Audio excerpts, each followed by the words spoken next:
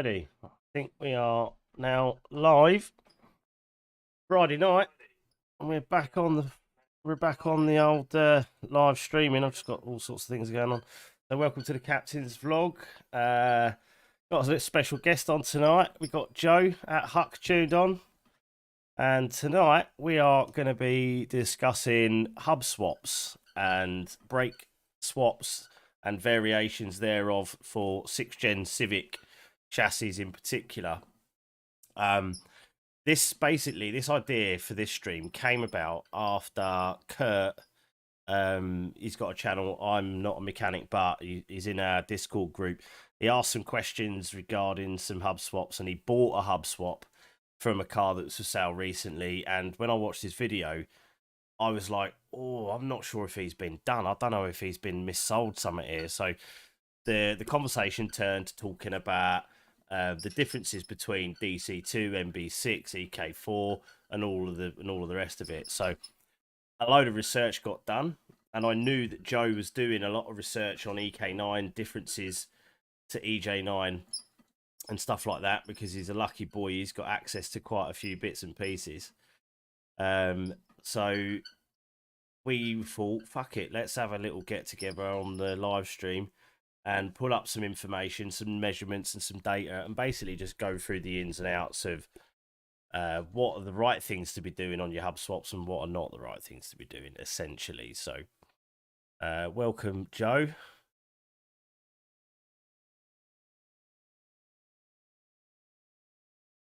Right.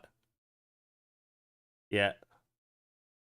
So just trying to do it on a budget, get to that 5114 sweet spot without spending a freaking fortune.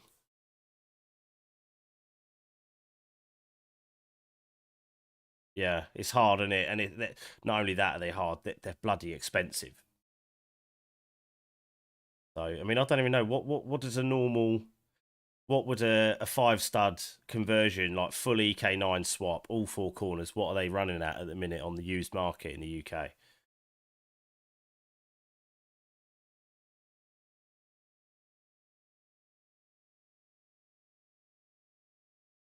Okay.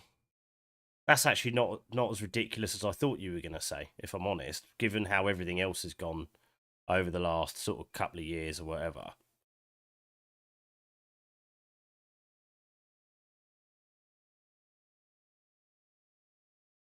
Yeah.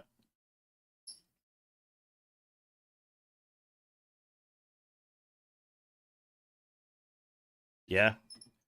And that, to be fair, is probably the cheapest, because there's a lot of them about. Just trying to find my friggin', where's my spreadsheet gone?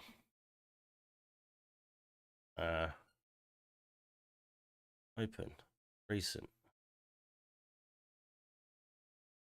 Oh, there we go. There we go. Found it. Right, found my spreadsheet. Right, so why have you gone so small? Hold on. Oh, balls, it's disappeared. Joe without sound. Well spotted. Thank you, Felipe. Right, fix that problem. We had no sound on the output from you, Joe. Sorry, mate. But anyway, just to recap, what is it you've been doing? You've been researching cheap ways of making 5-stud swaps work on EJ9s and the like. Exactly what I did with my first car. Is I did a cheap 5-stud swap. Sort of understand it pretty well. Yeah, have to just bear with me. I'm trying to find my little option for getting the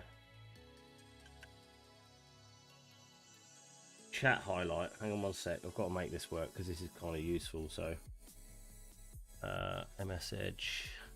I'll get overlay URL.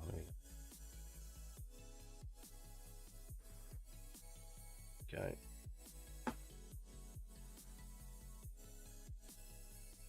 And YouTube live chat. There we go. And now if I click that, no, it's still not bloody working. Overlay Back on again, or? Yeah, you're on. You're working. You're fixed. I'm just trying to sort it out so I can get the chat come up on screen. It's annoying because I can't do this before the stream goes live, so I have to do it separately afterwards, which is kind of annoying. Right, message that one. There we go. Done. So,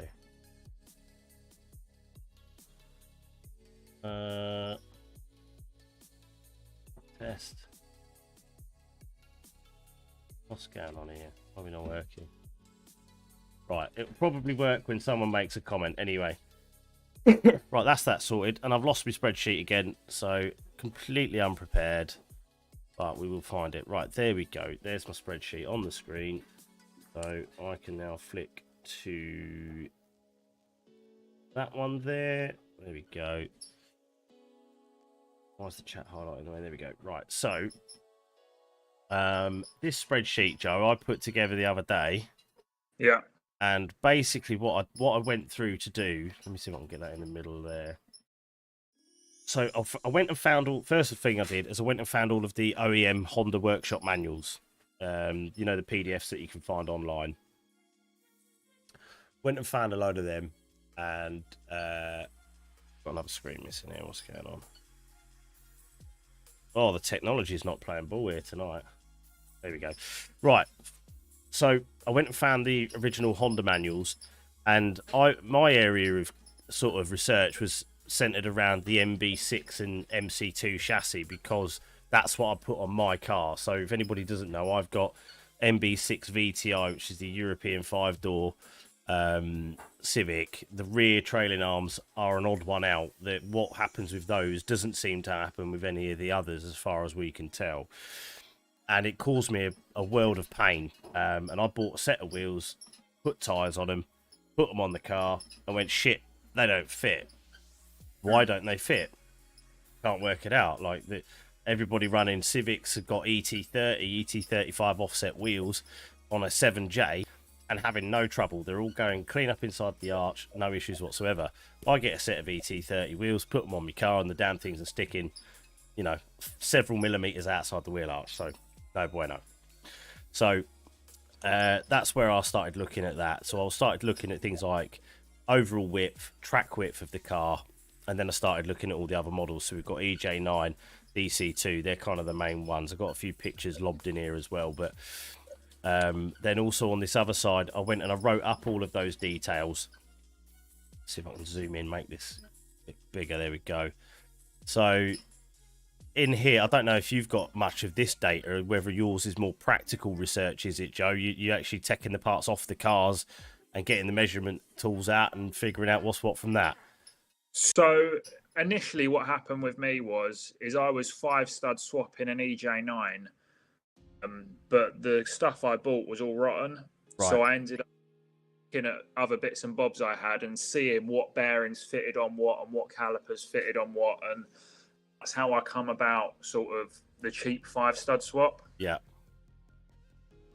What I used was the same rear training arms you're using, MB6, MC2, and then all I had to do on that was swap the rear bearing for 5-stud bearing, because it's got a long enough spindle bearing to go on.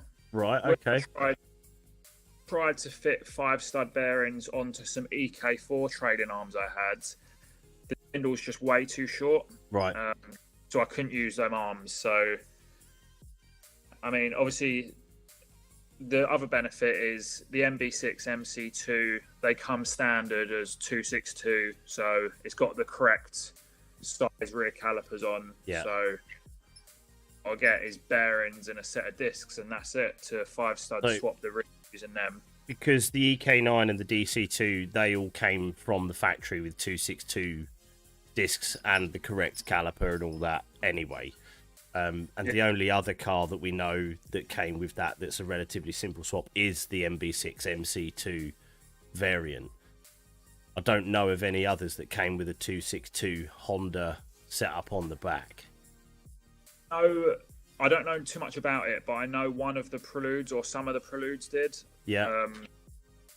States that's how they. I think they like the fourth gen. I think it was the 4th generation. So like mid 90s, mid early 90s. I think they had I think also, I don't know if the Accord of the same era had 262s, but there's lots of stories. I'm not going to go into too much detail because I don't have the specific information, but I know you can put Accord brakes on EJ9s. I know you can get the calipers and the discs to work. And I think the early Accord and the earlier Prelude, so like 94 to 96, 97, I'm pretty sure all of those were 4x114 PCD on the hubs as well. I know the Preludes definitely were. The BB chassis, they definitely had it, but I'm not sure about the Accord, so I don't want to get too deep into that. Felipe on the comments is saying he's got same setup here, MB6 calipers, but with 4x100 EK4 hubs. So what discs are you running to make that work, Felipe? You got MG discs to work with that. And I assume you're running an MB6 caliper with that. See, this is what I wanted to do this. Hopefully people will come forward and go, oh, I've got this set up and it works. And then that can help bring the community in and help out. Because, I mean, I'm not an expert at any of this stuff. I just can work a keyboard and a mouse and have got some logic about me enough to be able to try and sort the wheat through the chaff, if you know what I mean, and put together a bit of a spreadsheet on what's what. Using the 4x100 bearing on the longer spindle, if you have to use like a spacer behind it or a spacer in front of it with the nut to get it, you know, to sit in the so that the disc sits in the right spot. Yeah, because I've heard things of people having to trim calipers down in the inside to fit thicker discs in and all sorts of random. There's lots of shit on the internet about this stuff.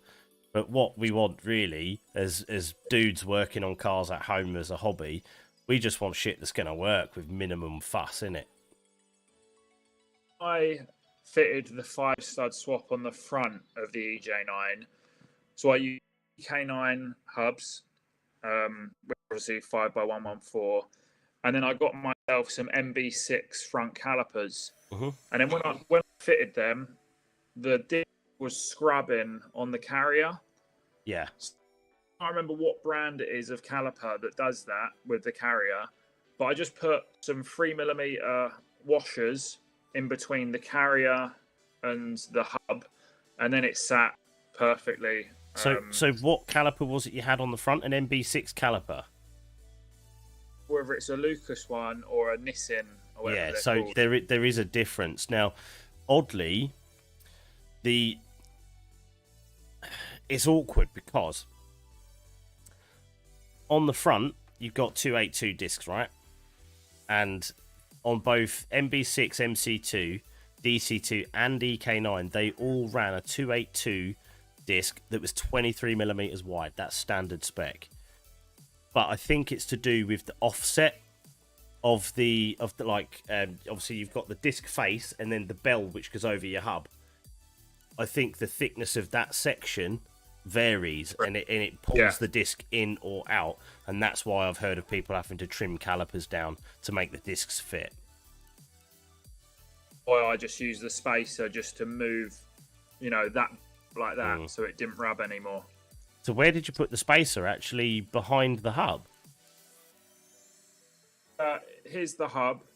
Here's where the goes onto it, like that, and then you have the bolt going through. Oh, okay. So you spaced the carrier back in between. Yeah. Right. Got you. So rather than fuck about with the caliper, you spaced the carrier out to put the caliper in the right spot. That. I had a look online, and they were saying all these things that I'll get the grinder out, and you can, you know, grind carrier about. But I was 18 years old doing this on the street. So that weren't happening. Do you know what I mean? A 25p spacer was the best option. And it's that I'm still running that setup to this day on my EK I got as a shell. So it doesn't wiggle loose or anything. It's fine. No, it's the safest way of doing that if you're going to have to go down that road. But so to sort of go over the kind of main differences really between what I would consider the simplest and easiest swaps. You can let us know your opinion on this, what I've got on the screen here, but let me go up there. So EK4, if you want to stay with a 4x100 stud pattern for ease of wheel option, which a lot of people want to do because 4x100 is a very, very, very common PCD, and you've got so much choice for wheels, both new and used. If you want some bougie wheels from, you know, JDM days gone by, a lot of those are 4x100 if they're after sort of 97. Most of them are 4x100. So the EK4, they came with a 262mm front disc and a 242mm rear disc. Now, Joe, do you know the European or UK EK4? Do you know what caliper type they had? Do you know if they were a Lucas or a Nissin caliper on them? I'm different to the DC2 96 spec ones. Right, so they're probably going to be a Lucas then, because what I do know is all JDM DC2s had Nissin calipers on them. I said to someone once, "Oh, just fit an EK4 9 facelift caliper to your 96 spec tag." Yeah, and I was immediately told, "No, they're different." Yeah, so the shape of the caliper and the like how far out the caliper sticks, like the casting is entirely different. The shape of it's different. They do exactly the same job, obviously, but so that's kind of your option number one. So I've got question marks next to the Lucas caliper because I wasn't sure, but I'm going to take one of the question marks away because I'm a little bit more sure now. So next up, we've got the DC2 96 spec, which was 4x114.3 PCD, and they also had the same size discs as an EK4. So they had 262 and 242, but they ran Nissin calipers. That I do know for sure. Now, this is a setup that Kurt's just bought. But it's been modified. So this is what kicked all of this off, because he bought this hub swap off this chap that built this really, really nice EJ9, and he broke it for parts. So everything had been stripped, powder coated, all new bushings, bearings, you name it. It's still on 4114 hubs, but it's had I could do with Kurt chiming in if he's watching or whatever, but I'm sure he said it's got MB6 discs on the front to take them up to 282, and I think the rears have been changed to 262. Now, on the rears, they had to change the caliper, but on the front, they didn't. Not sure. Unless they did, I'd need to double check that information. I think my mate's car. So my mate had a 96 spec DC2, obviously 4x114, and when he upgraded the front brakes to 282, he done away with the calipers and got MB6 front calipers, and then obviously an MB6 MC2 front disc. Yeah. It's an interesting setup, but I'll have to see if I can just quickly scroll through here. I wonder if they've just fitted 282 discs and it just happens to fit within the 262 caliper. It might do, but it'll probably just have a different contact patch, won't it? Yeah, I can't see much of an improvement. Well, maybe there is an improvement. I don't know. Mate, we had about 150, 200 messages on this subject yesterday. But I'm just trying to quickly scroll through now to try and find the one particular comment where he basically went over the final, like where we ended up basically after all of it. Right. Conch. Right. Let's go up a bit further. Yeah, we've all been sharing a lot of information on this earlier. Right.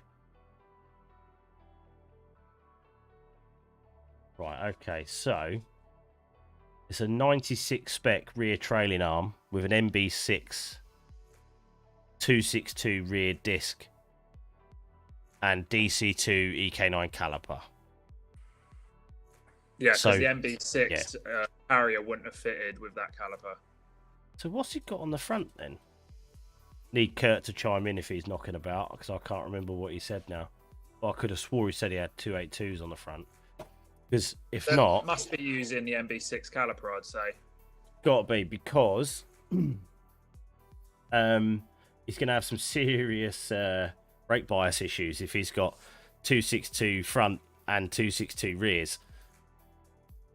Because the original DC296 had 262 on the front, and if you've upgraded the rears from 242 to 262, then you're running square-sized discs, which is going to cause you a little bit of a happy time on hard braking.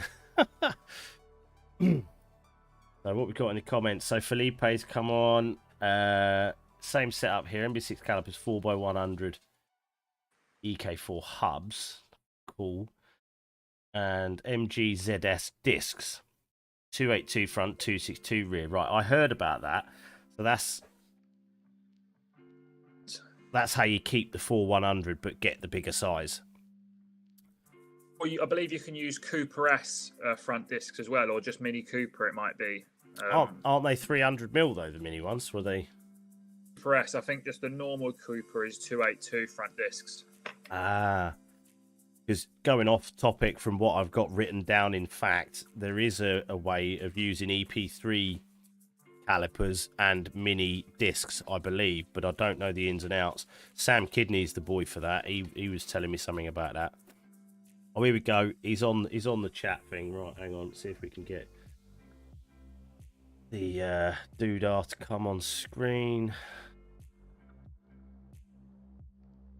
Why is this not coming up? Need to reset this a minute. Oh, why is it not bloody working?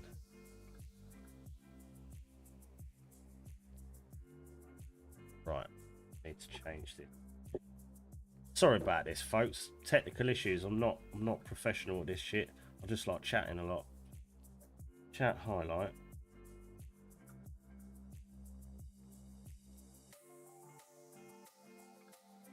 Window.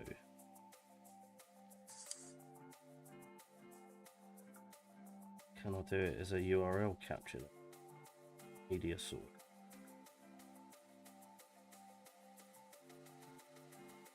Alert box. Play capture. No capture. Fucking hell, right. I ain't got time for that. I'll have to fix that another day. I don't know why they're not coming up. It's annoying because it's such a cool feature. Right, anyway, so what he's saying is it's a 96 spec front knuckle and a 96 spec rear trailing arm. MB6 front calipers and MB6 282 disc, and on the rear 262 with EK9. So that's literally the same setup as mine, but it doesn't have the funky rear spacing of the MB6 rear trailing arm. I read online when I was doing obviously my 5-stud swap on the rear, and I was using the MB6 trailing arms with the 5-stud hubs. Supposedly they sit out 10mm wider. Yeah, they do. 100%. Yeah, well, both of my cars next to each other, like it's quite. Both got standard EK9 wheels on. You can see it just sits quite square to the arch, whereas my standard EK9 sits a lot further in. I think it looks a lot better. Yeah, I do, but it does limit you with the wheel choice. That's the only big issue. Right, so I've got a couple of pictures here. I'm going to ping these up on the screen. So that's an EK9 on standard setup. So you can see where my mouse cursor is here. You can see a lot of wheel arch there, and there's a nice little bit of camber there. But there's plenty of wheel clearance, and they're a 15 by 6, aren't they? No, 15. Are they 15 by 6 or 15 by 7? I've got, actually. I can check. He's just happens to have a wheel there. Good lad. Whilst you're doing that, I'm going to quickly see if I can fix this thing on the bloody things. It's annoying me. Right. Yeah. I'm fiddling again. Video capture device. General widgets. Chat highlight. That work.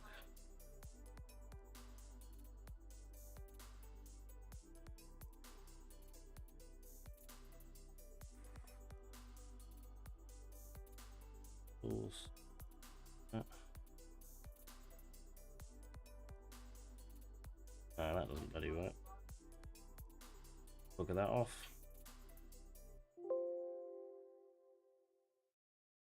Just want a URL capture. Does anybody know how to use Streamlabs? Display capture. URL capture. Camera stopped working as well. Hang on. Ah, right. There we go. You have a wheel right there. 6. So 15 by 6, and it's a 50 offset. Yeah.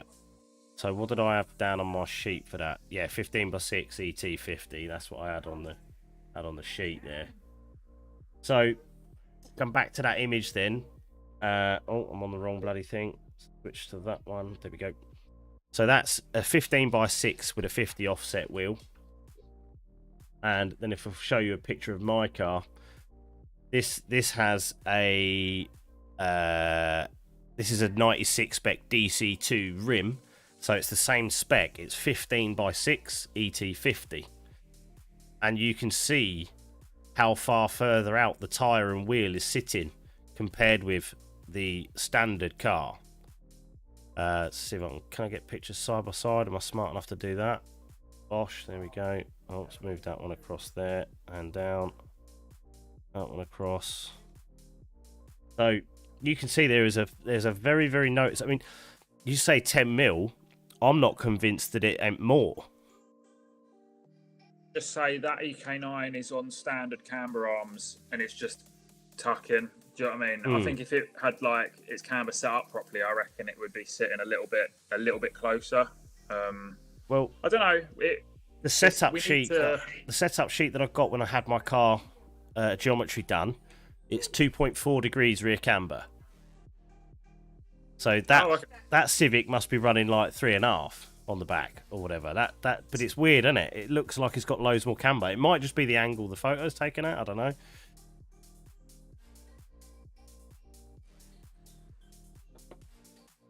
Maybe, but yeah. So warning: hub swaps MB6. You have the least choice for wheels because they're 4x114. They will poke any wheel you put on it out at least minimum 10 mil, if not more. We don't know the exact measurement. It'd be interesting to do some comparisons to figure it all out. But it does cause you a headache. Now, if you get DC2 wheels from a 96 spec or a wheel that is the same spec as that, I think you'd get away with a 45 offset or a 40 offset even if you rolled the arches. 45, you might get away with just a tiny bit of rub and it will self-clearance. 40, definitely going to need rolling. 50, I'm running the car fairly low and it doesn't touch. It just goes straight into the wheel arch with the amount of camber I'm running. So it's a very functional setup, and it does look pretty meaty at the back, to the point where I've had to put spacers on the front to try and even it all out. I had to put spacers on the front to make it look proper. Yeah. But I think if you're going for like an OEM plus look and you want to keep standard wheels, I think it just looks better with it. It does. I like the look, because if you go with any of the other options, you need a slightly more aggressive offset on your wheel to get you that same meaty look. So the hub will stay further in, but the wheel will poke further out. So you're going to need like a plus 35 or a plus 30. If you're brave, you could go bigger, but you're going to have to start fucking around with rolling wheel arches and stuff like that. So where do we get to then? So we got down to DC2 96 spec on the spreadsheet. I need to move that again. There we go. So DC2 98 spec. Now, this is when we get into the legit 5-stud conversions. Now, this is what you were attempting to do with the least cost possible, and we can go into a bit more detail on that in a minute. But so standard, you've got a 5114, which is a generic size for pretty much anything out of Japan from 97, 98 onwards. DC2 98 spec and EK9 were identical. Said 282 on the front and 262 brakes on the rear. They all run a Nissin caliper. Simple. So one thing to be warned about though, when you're using 98 spec JDM Integra Type R 5-stud swap, the front hubs on them take the 36mm shaft. They do, yes. I have not included that information, but means if on an EJ9 you would need to not have standard B series outer CV joints, you'd have to upgrade to the 36mm from the DC2 or the EK9. Yeah, but the benefit from that, I guess, if you're doing a K swap, is you can just use standard EP3 shafts. Yeah. So another thing which I learned was, if you are going 5-stud swap and you want to do it cheap, and you're also going K series, you can use Mark 1 CRV front knuckles. They come 282 and 5-studs standard, and they take the 36mm shaft. And you can get them for peanuts. You can, but I have a question on that, because I've got 2 sources are telling me that they will poke the wheel out. They give you the reverse of an MB6 on the rear. They will fuck the tyres right out. There's a guy in Europe who I follow on Instagram, who I chat to or message quite a bit. He's got some on his, and he suggested that I go down that road for a 5-spud swap. But I'm pretty sure he's got over fenders on the front, and he's got some thick tyres. He's like 235s on the front.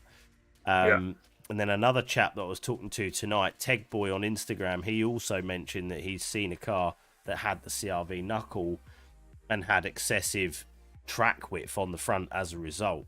Now, I don't know what we're talking here in terms of measurement or how severe, so I don't know of any of that information. So there is an option, though. CRV knuckle, I see pictures of it. I've got one on my desktop. They look the fucking same as an Integra 98 or the EK9 knuckle, the hub setup.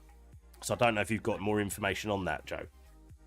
So I never heard about that at all. So I wonder if it's the actual hub bit. It just sits that little bit further out, but then that would throw the caliper out of line as well.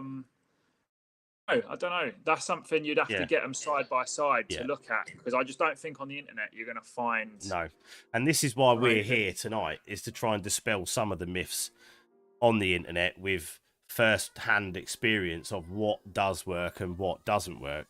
So, as I say, the CRV one, I don't want to get too deep into that, because I don't know for certain. I mean, yes, it works because it's the height. The height is perfect, and you got a 5-stud on it, so you can put your 5-stud wheels on, and you're going to be able to roll the car. Now, what that's going to do to track width, bump steer, or anything else like that, unknown, don't know, can't confirm. So you'd need to go and do further reading on it. It's a bit of a disclaimer, if anything. So, but yeah, so. What's the recipe then? I'm gonna write this on my spreadsheet. So I'm gonna go with a budget 5 lug, budget 5-stud swap.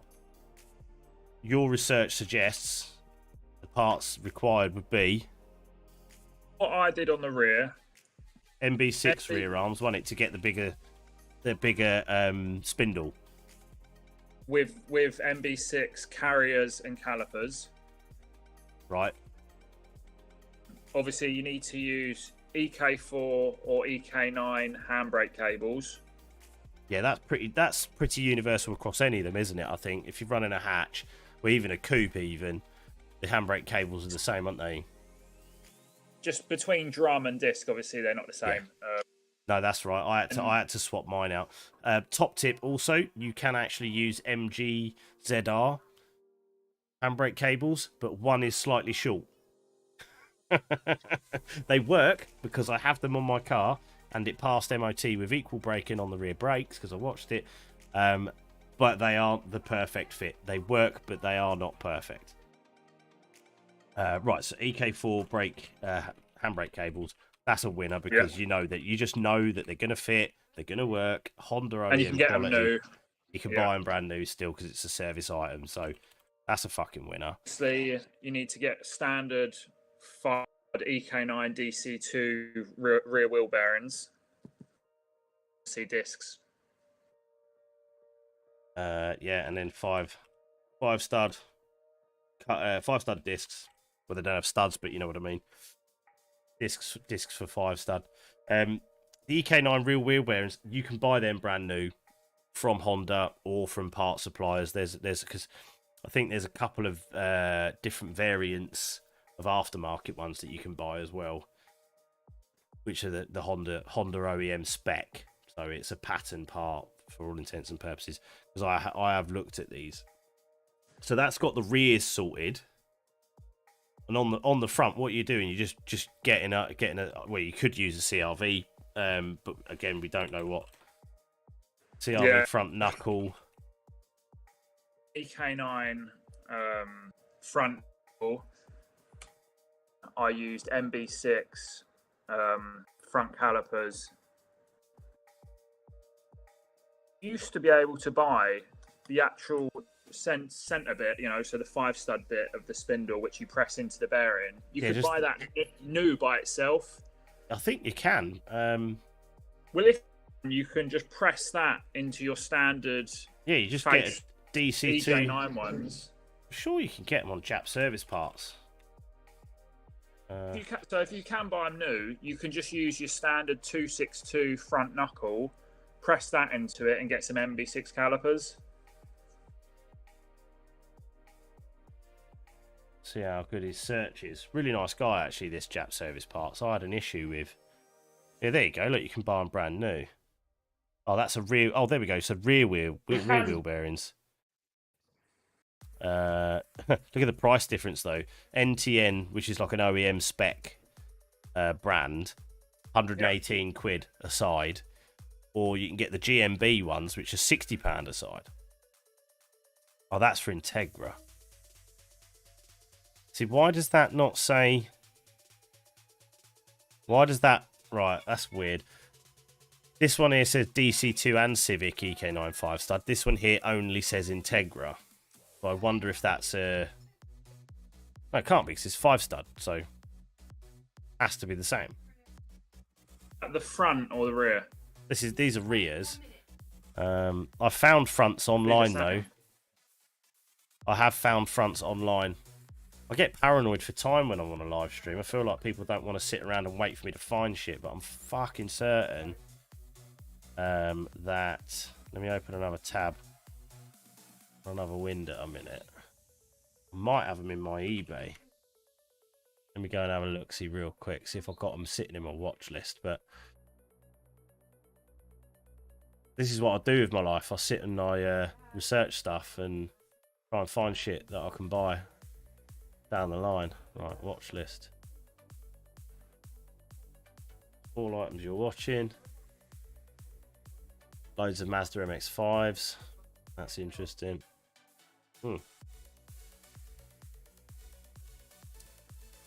Oh, they're rears. Right, there we go. Right, found them. So, you can get brand new EK9 DC2 as a pair for 315 quid. Delivered in the UK. Front, yeah? Front ones, yeah. So... You can go 5-stud all round using new parts and quite a lot of what they've already got. Yeah.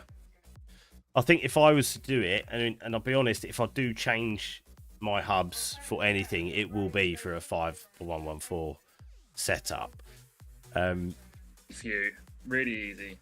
Yeah, because I've already got the MB6 stuff. So, but here's the thing, right? So, with an MB6 rear trailing arm, if I just put an EK9 rear hub on it, is the depth of the hub, do we think, is that going to be the same depth as an MB6 rear hub? Because remember I was chatting to you on thing the other day. So I've done... That's exactly what I did. And they're the same depth? No issues. Huh. So, the reason I'm asking that question is I'm still trying to figure out how the fuck the MB6 just goes doing and sticks everything out so much further. If the hubs are the same depth... Where is it? It must be in the spindle spacing. I'm going to draw a picture. So, like, the spindle, obviously, is then bolt to... It's just like a fucking... Yeah. But there's the spindle. This bit here, which it obviously bolts onto, which then attaches to the trailing arm. Yeah. I think it's this bit here where the 10mm extra is. I'm with you. These are definitely the same. The spindle's going to be one set length. Yeah. Like, it's got to be here. So it's the body of the spin. So basically, the carrier for the spindle, which attaches to your rear trailing arm. That is the part which is a bigger depth, which is giving you that extra track width on each side. I reckon that's it. So if you had the trailing arms apart, you've had a set of MB6 trailing arms apart, have you? Completely down to just the part itself, just the trailing arm. Completely, but I took obviously the caliper and the bearing off to then fit my 5-stud bearing and put the caliper back on to get it on my car. So that at that point you could be able to get a ruler on the stub axle, if you want to call it a stub axle, so the spindle and the body of it, to see what the depth measurement is, yeah, and then you could compare that to say like an EK9 one, because I can't see, knowing what Honda are like, I can't see that they will have a separate and unique trailing arm pattern jig machinery for just that one model of car. It would make far more sense from a manufacturing perspective for them to make a separate mould for a much smaller sub-assembly part, which would give the desired effect of changing the track width on just the MB6 model in isolation from everything else around it. You think about, in America, you've got S1 built, who create all the all drive stuff. They go to scrap, they just get shitloads of rear trailing arms off any model from 92 to 2000, and they convert them to all drive. Just jig them up. All the trailing arms are the same. I reckon they got to be, mate. I can't see that a company like Honda would, because I worked at Cummins. They make big diesel engines. I worked there for a while on new product introduction, and I was a parts planner, so I would be looking for parts coming in. There's a lot of engineering stuff and a lot of boring engineering talks that you got to sit through, meetings and stuff like that. And the one thing I sort of remember from that is the cost of tooling, the cost of manufacturing, the cost of changing tooling for a design change. So from that experience, my gut feeling is saying that Honda would change the smallest part to make that change, because the MB6 is a freak. It's the only one out of everything that has the extra standoff that we know of. So it is an absolute freak of nature in that regard. So that's why on my spreadsheet you'll see here I've listed it. So 4x114.3, so it's the same as a 96 spec DC2. So don't be fooled if people are listing them as 96 spec DC2 parts, because they may not be, and there are a few ways you can tell, and I'll go through those in just a second. But the basic spec is, again, 282 front mill disc, 262 mil rear disc, but they have a Lucas caliper, which are different. Now, I found this out because I fucked up, as per. I tried to put a 96 spec DC2 wheel over the MB6 brakes. Now, of course, the disc is bigger and the caliper is bigger, and thus had to space the wheel out so that it didn't get chewed up by the caliper. On the front was this? On the front, yeah. So they were different. The caliper. You can shave the caliper down so it just fits. Yeah, but I needed to space it out anyway, because suddenly my rears had all gone fucking butch, hadn't they? Yeah. From the MB6. So on there I've put will increase track width 10mm per side. Now that is a bit of a guesstimation between Joe and myself. It might be more. It's definitely not any less. Yeah. Would you agree with that? Yeah, I'll get some pictures of mine side by side. Cool, man. So the way you can tell if someone's missold you an EK9, say somebody was selling a 96 spec or a DC2 rear trailing arm, and you've got them, and you're a bit like, we're not sure, they might be MB6, how do I tell? The only way I've found that you can tell for sure is to measure the bolt hole spacing for the caliper carrier on the rear trailing arm spindle body. So that's what this picture is just here. You've got the bolt there and the bolt hole up there. Now that carrier is a standard part for all Type Rs from that era, so DC2 EK9. Nissan rear caliper, they had 100mm bolt spacing on the carrier side. MB6 has a smaller bolt spacing. I haven't measured it because I didn't bother at the time, because I found a way around it. But we believe it's going to be about 85 to 90mm bolt center spacing. But what's interesting is you can use a Nissin EK9 DC2 caliper inside the standard MB6 carrier. And the way I found that out is that lovely shiny silver bit that was pretty much brand new, never used. I sent it back to R Motion after realising they don't fit my car, and then tried the caliper inside the MB6 carrier for it to fit perfectly. So I was like, I ain't got a use for these, do you want them back? He said, yeah, I'll give you 50 quid for them. I sent them back. Everyone was happy. So there we go. Right, we've got a couple comments here. Let's just quickly whiz through them. Nice expect. Felipe Coswig, Mr. Portugal, thanks for tuning in. He's also using an MB6 knuckle and trailing arm. It is definitely a popular swap. I think the car was common and popular for a while, so they're about bought up all the time, didn't they, for the B18 C4? Yeah, so they just ended up as fucking chassis sitting there with bits on them, no engines, no running gear. Right, built, bought, broke. Oh, Noble Chieftain, hello, mate. I've just spoke to the guy I bought mine off.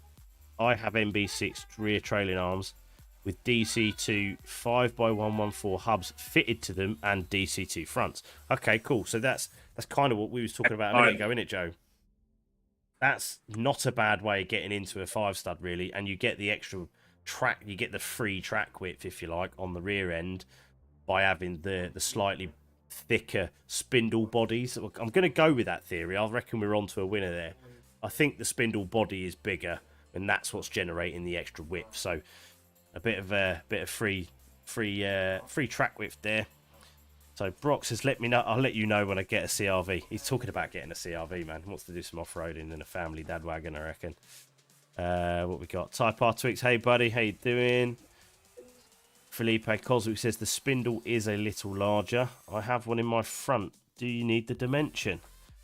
Yeah, let's see it. Let's talk about it. If you follow a link, I can put a link to the Discord, Felipe, and then you can drop that image in, and I can pull it up on screen on stream. Let me just get you a link to the Discord. 1 second.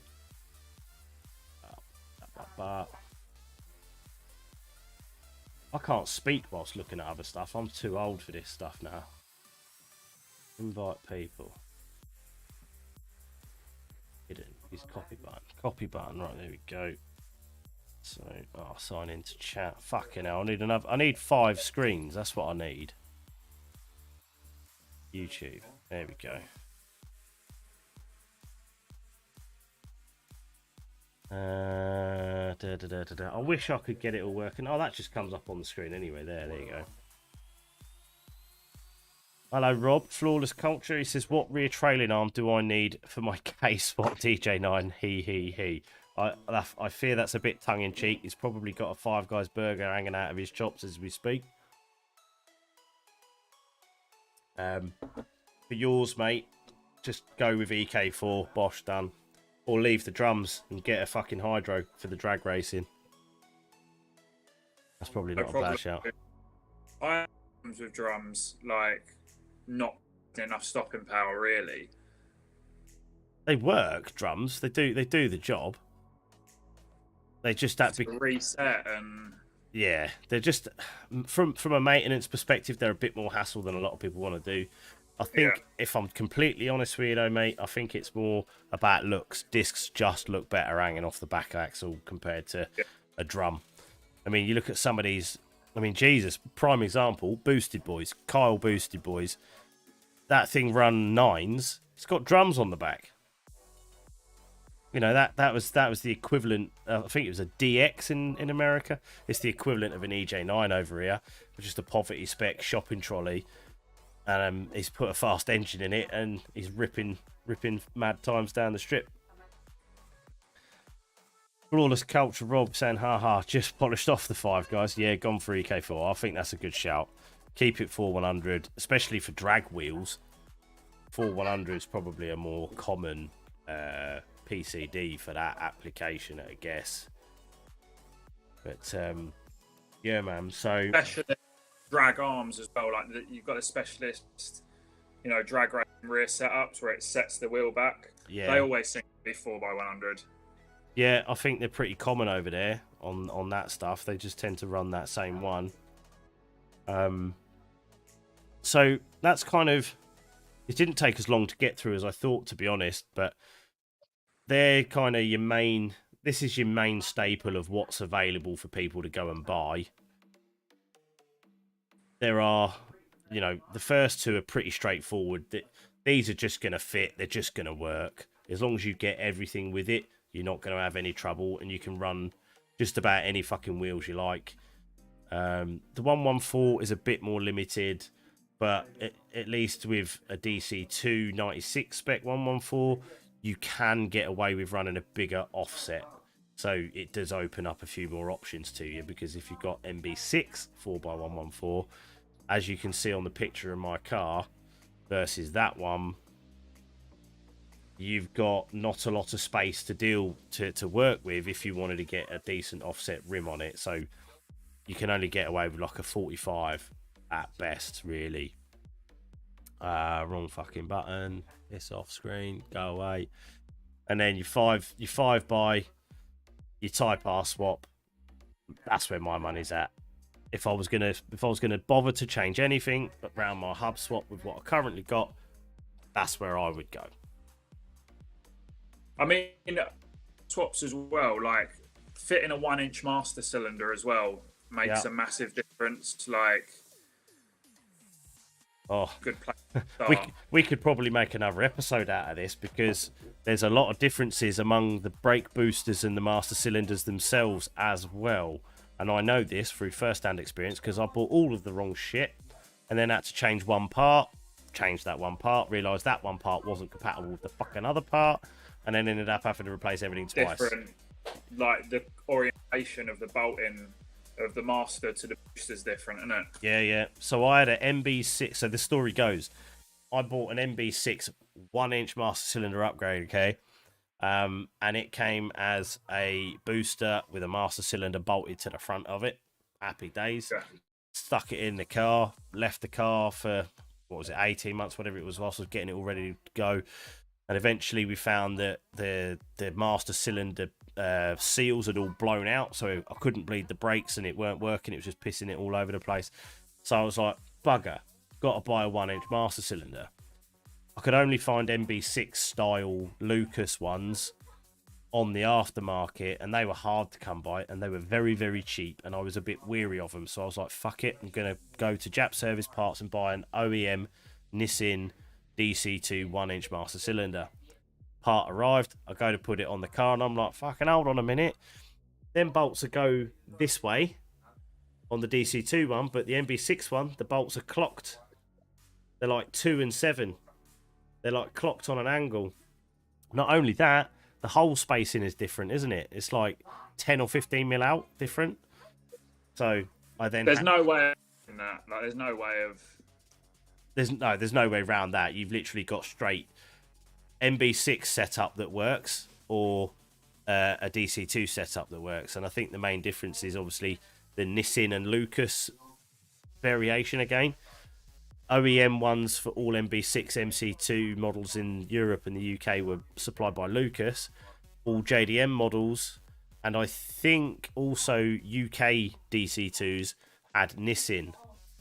So, and that's your difference. So if you're going to go with a brake swap and you're including a 1-inch master cylinder, be sure that you buy matching parts. So you must get the correct booster for your master. That's kind of the short version. Match the booster to the master and you'll be Gucci. Some of them have... One of them, which again has a 10mm and then a 12mm, and then all of the others have just 10mm.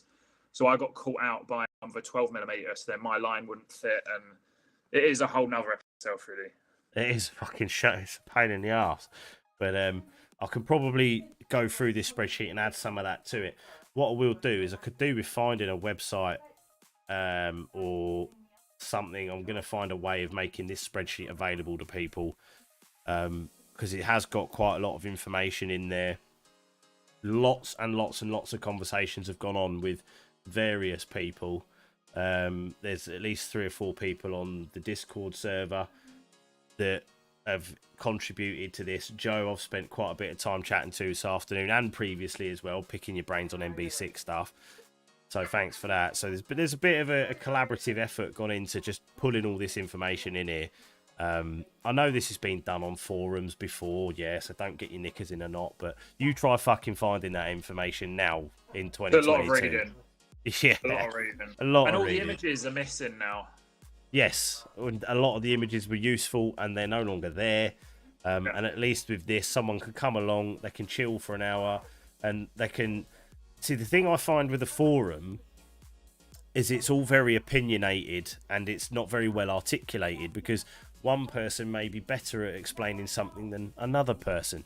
So if the one with the knowledge isn't very good at explaining it, you can get people then misconstruing that information, misinterpreting that information, taking it, regurgitating it, and causing a right old fucking mess. So at least with this, we've got people actually talking. We've got, you know, people contributing in the chat as well. So appreciate that. And it's just a lot easier to kind of digest and understand what the fuck is actually going on regarding just a nice, easy, straightforward hub swap for your EJ9 project. And this is kind of where we've ended up on this spreadsheet here. You've got 4 main options that are dead easy to do. And then you've got one, which is Joe's recipe for doing a good swap without spending a shit ton of money and getting you the good stuff. It's sort of like the best of all, really, that. So you keep the MB6 arms, but you get the 5-stud. So I did it when I was at uni, and I just had no money. So it was I could just piece it together here and there for next to nothing, really. Yeah.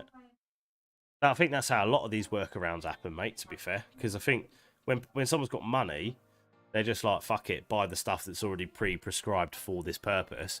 But when you're trying to figure it out and find your way, you'll be like, well, how can I do the same thing, but in a way that can utilise parts that are already out there without it costing me an absolute fortune? So fair play, man. That's how a lot of this stuff comes about. Only it's not that cheap these days. Fucking price of them knuckles, the bearings, 118 each for the rears. And you can find them used. Yeah. Which I have seen. Like, I mean, do you want to use used bearings? Probably not. No. But I mean, if you're at a push, you can. The MB6 rear setups, though, complete rear setups with calipers and stuff, all the time up for like 50, 150 pounds. Yeah. Just looking on the chat here. Need to find a UK supplier for VMS 13x8 drag wheels with a full 100 PCD.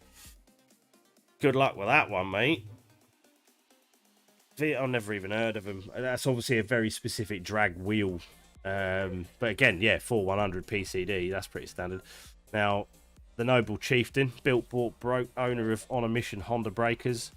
Good man. He's saying, here we go. This is going to be one for another chat because I want to talk to you about this and find out a bit more info and get it written down. But he's going to be running a DC5 caliper upside down on the rear and then a Cord Type R twin pot on the front with 98 spec DC2 discs all round.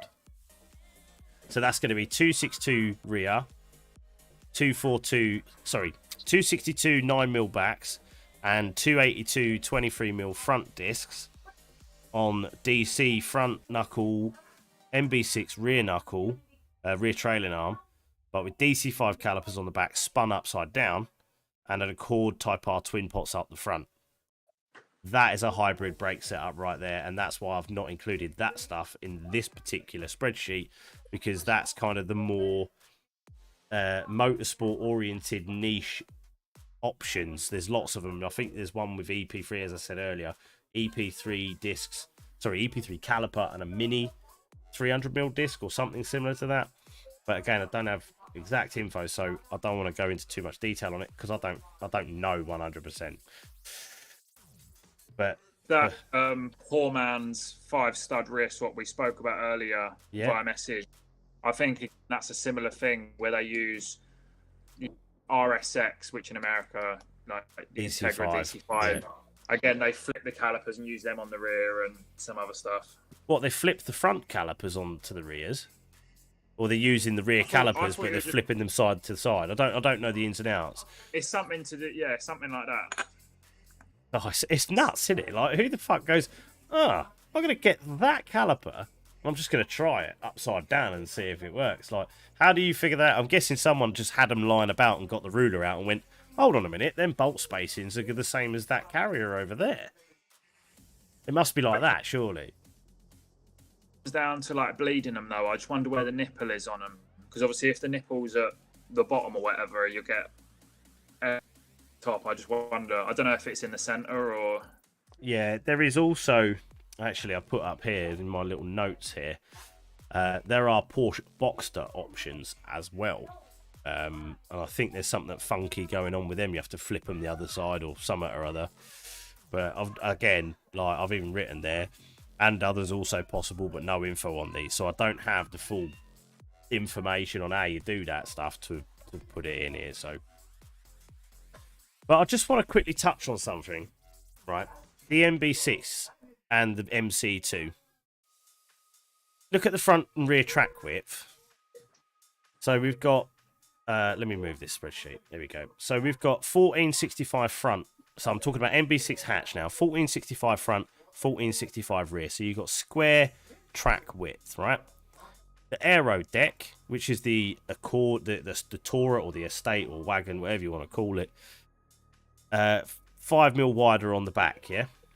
So I also wonder, Joe, if there is a physical difference between the rear trailing arms, depending on whether they came from a hatchback or an aero deck. Because my ones, I know definitely came from an aero deck. So I wonder if they're even wider again, or whether that's done by wheel offset, because the information I'm finding on the wheel for the two cars is that they're the same spec of wheel. They're both a 15x6 ET50. Same wheel. So, but get this, right? Look at the EJ9 and the EK9, front and rear track. So EK9's a nice square setup. You've got 1480 all round, front and back. EJ9's a 1475 front and back. So how is it that the rear trailing arms with the biggest fuck off offset extender track width freebie has the narrowest track width of all? Well, with like these numbers, inaccurate, but I just wonder if there is some misinterpretation from Honda themselves. Do you know what I mean? There are some errors. I mean, there are omissions and errors in their own fucking workshop manuals. I found a number of them yesterday when I was looking, but these are the numbers that I've taken. These are the actual Honda official numbers, and they match what's on the internet when you look at like guides and stuff as well. But this is taking me to what I was going to say. I reckon the MB6 chassis, like where the toe link and the rear control arm attached to the rear trailing arm, where they are mounted on the chassis, have to be closer together. They've got to be more inboard on an MB6 MC2 chassis compared with everything else. Otherwise, it's not possible to have a physically wider rear setup whilst simultaneously having a smaller track width on the same wheel. Because obviously they're all measuring the track width based on the OEM wheel, and we've seen the wheel spec is the same. Now, I guess there's got to be something to do with its collaboration with Rover, because like the MC chassis that obviously Rover used and stuff like that. You know what I mean? Like there was no, I don't like any other models that they sort of transferred stuff between, but like the MC and MB and like that sort of chassis, there was stuff going on with Rover. So yeah, it was it. I think it went more global as well, because I found the Domani, which is a global product from Honda, around the same time. Underpinnings are exactly the same as the MB6. There's also another one called an Orthia, which was a wagon, which is basically like an MB6 aero deck or an MC2. And that one I posted on my Instagram story today with an EK front on it. Looks fucking boss. That was proper sick. Yeah, I looked at it and it was really cheap. Like, they're sort of not desirable over there at all. No. Well, I can see why. Until you put an EK front on it, they're a bit of a dog. But come with B18s or B20 non-VTECs. Yeah, but see, it's the odd one out in that it was the only one that ever had 5 doors. So what I would be intrigued to find out as part of this research going forward would be, did the EG and EK Ferrio in Japan, did they have different rear trailing arms to the hatchbacks and the coupes? And did the DB8 Integra have a different rear trailing arm set up to the DC2? Say no, because I thought we would have heard about that before. You'd think so, wouldn't you? So again, you touched on it there. The Rover collaboration, that's got to be the singled out point of difference, I reckon, and that's why they're such a cunt. Basically, they're such a fucking nightmare. But yeah. So if anybody does want to get hold of this information, it's all pinned on the Discord channel. And I'll put a link in the comments here, and I'll put a link on the video description afterwards as well. But yeah, I mean, is there anything else you can think that you might want to add? I mean, I know there were some bits we were going to omit for today because there's ongoing research, but we've got the recipe for the cheap 5-stud swap. We've got the known working available options. And there are some other ones on line 62. Not where are we going? 950. There's some other out here options which I've not got all the info on as well. Yeah, I mean, they're all the standard sort of bolt-on OEM parts. No issues, no stress. Obviously, again, you could have a whole nother episode on how to do cheap 5-stud swaps because there are a few different ways. That's just the easiest way in the UK sort of thing. With what we can get our hands on relatively easily, like. Yeah, and which we know 100% fits, you know what I mean? Yeah.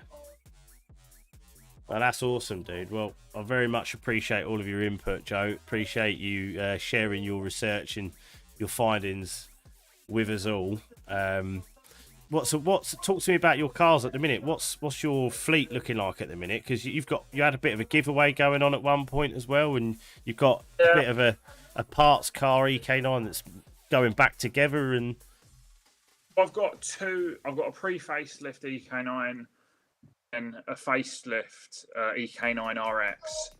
Oh, nice. Pre-facelift is down with Isaac Bartley. I don't know if you follow him on Instagram. He's undersealing it, like taking it all down to bare metal underneath, undersealing it, painting it, powder coating all the suspension on it right now. I dropped it down to him yesterday. Nice. Was it already pretty tidy underneath, or does it want a bit of restoring? Bit of a light restoration along the way. Not bad. Like I've seen a lot worse, but like it's better to get on top of it now and it be mint. Yeah, 100%. Leave it. Mate, moisture is the fucking devil.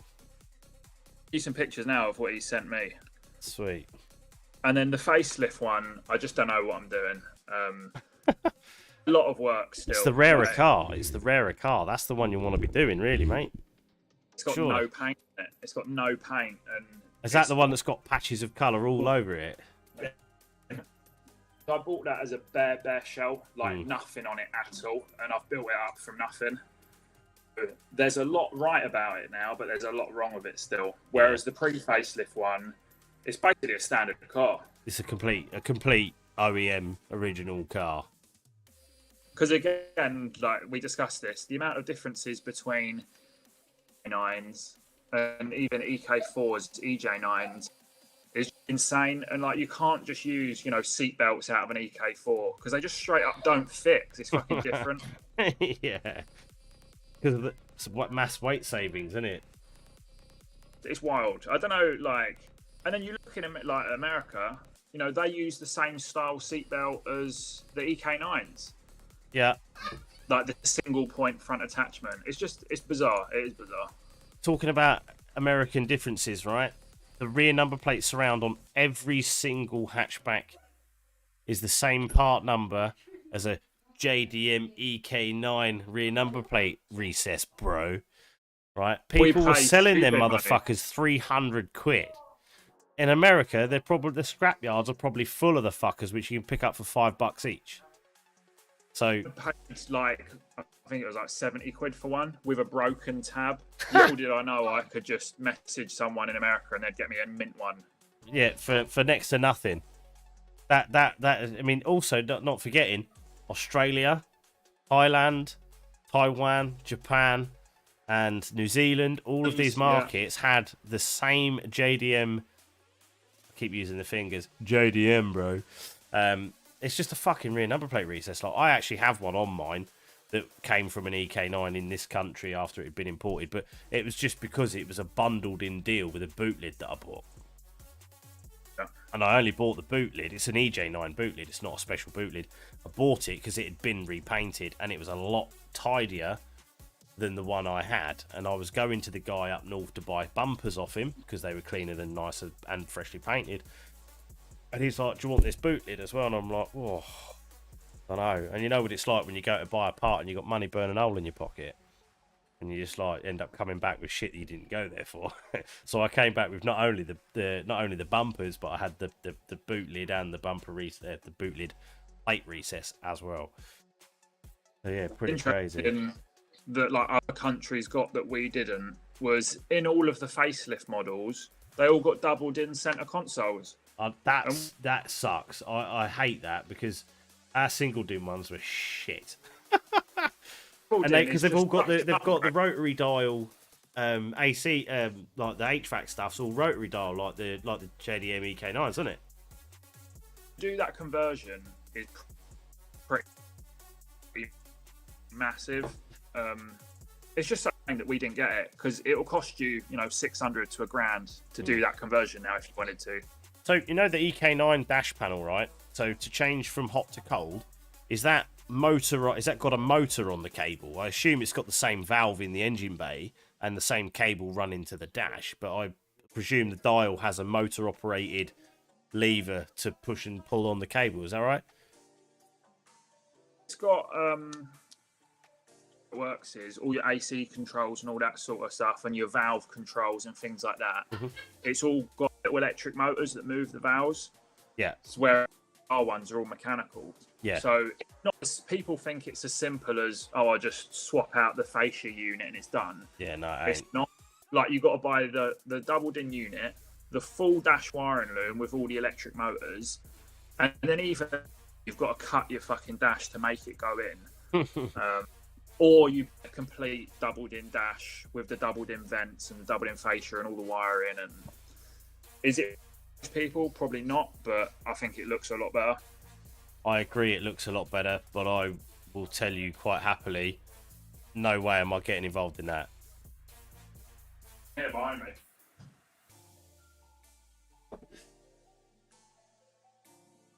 Yeah, that's the kiddie. See what he's got there. And that's a right-hand drive EK9 version too. Proper job, that. So, in the engine bay on the EK9 that car came out of, on an EJ9, you've got the hot side heater hose coming onto the bulkhead. You've got just the valve in and out with the physical lever on it and a cable operated lever. Is that a motorized unit in the EK9? A cable operated unit, but then under the dash somewhere there's like a thing that does it, I think. Right, I can't remember off the top of my head. So basically the thing. Your dial on your dash there for your hot and cold is just an electronic position switch, and then you've got a servo that'll push on the heater rod further down the line somewhere. But obviously all of that's going to be different. So like you say, you can't just fucking yank that out your EJ9 and put that straight in. That's not going to work, is it? Quickly check on the conversion. Rear calipers. Oh, okay. So we're going back to them DC5 flipped upside down. So basically, rear calipers, you run the right on the left and left on the right. Bleeding is a nightmare, but it is at the bottom. You need a vacuum or pressure bleed it. The reason you flip's because the handbrake cable won't fit unless they're mounted upside down. There you go. I've never paid any attention to what a DC5 rear caliper looks like. I'm intrigued as to why you're going for that. Hang on, is that DC5 on the rears or on the fronts? DC5 calipers upside down on the rear. Type R With top that, front. like, So what? If you are still watching, Mr. Chieftain built broke. What is your reasoning for going down that road rather than going for just EK9 DC2 calipers, which can be bought brand new for not ridiculous sums of money? I'm a bit intrigued by that. Just giving yourself headache having to bleed them like that, surely. I don't know what DC5 rears are. Ah, right. Okay, here we go. I knew he'd know. That's why I asked him the question. So they're the same as an EP3 rear caliper, but they're made of alloy, not steel. So that's the Nissan Lucas or similar-ish agreement difference, no doubt, between modern vehicles in this country and those in Japan. Because obviously we didn't get a DC5 over here, so we didn't get any of the juicy bits that came on them. Well, it's been quite active in the chat. Gutted me little widget's not working. That's really annoyed me, that has. I really should find a better method of making that work so I don't sit here like a gormo for 10 minutes trying to make it work on live stream.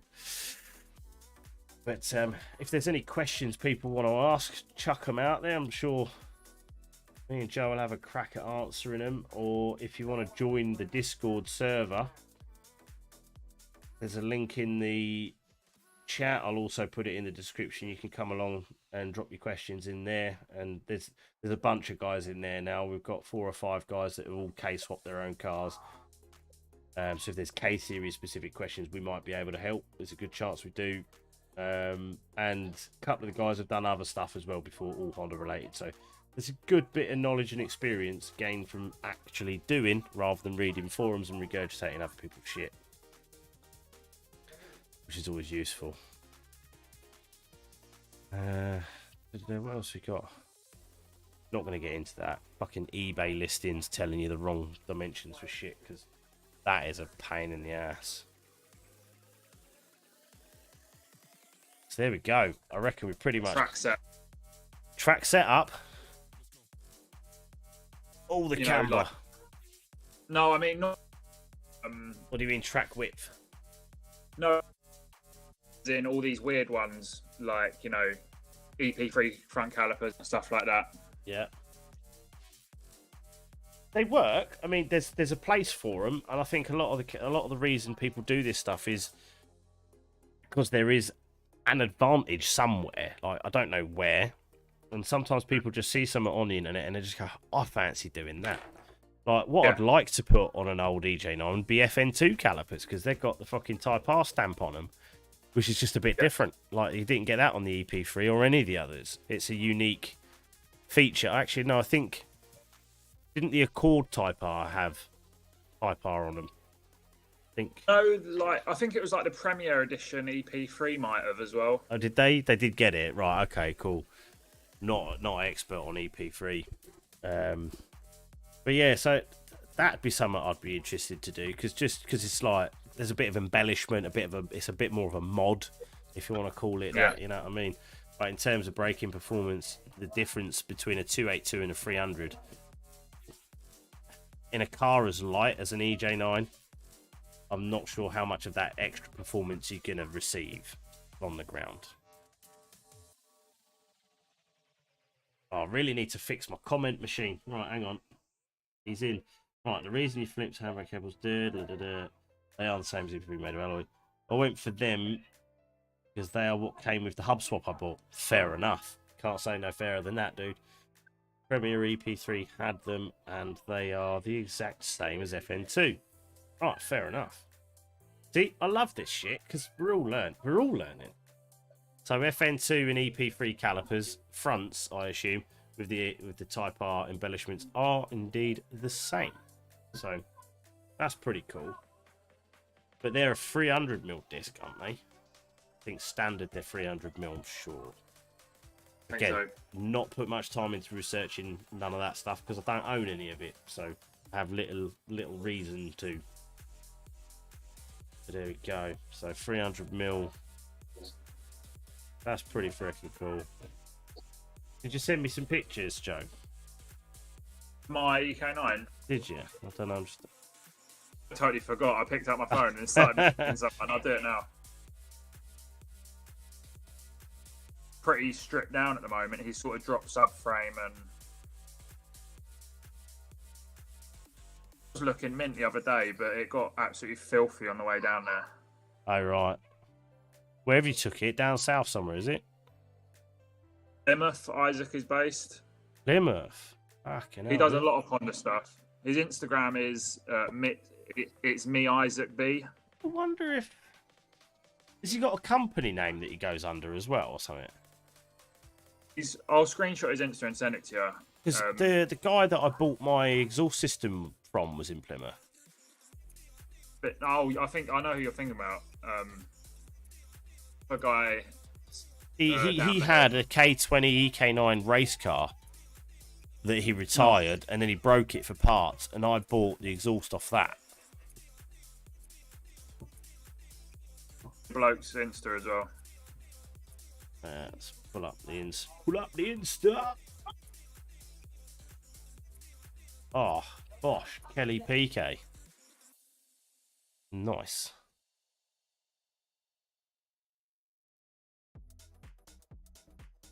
Oh, beautiful. All right, so this is the pre-facelift that's going through all the Gucci work underneath, yeah? Make it all perfect, like all new lines while he's doing it. Mate. A few other bits. I'm so fucking jealous, I won't lie.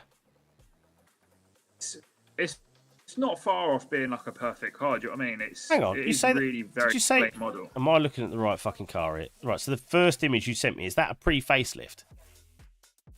Facelift EK9, yeah. So how come your pre-facelift has a full crash bar? It's the N1 ones which don't. The I EK9s, thought standard like early EJs and EKs, non-Type R, I thought none of them had full crash bars. EK9s. So that I did that video of the chassis differences. Hmm. I've not even seen that. Where are you putting these videos? Are they on YouTube?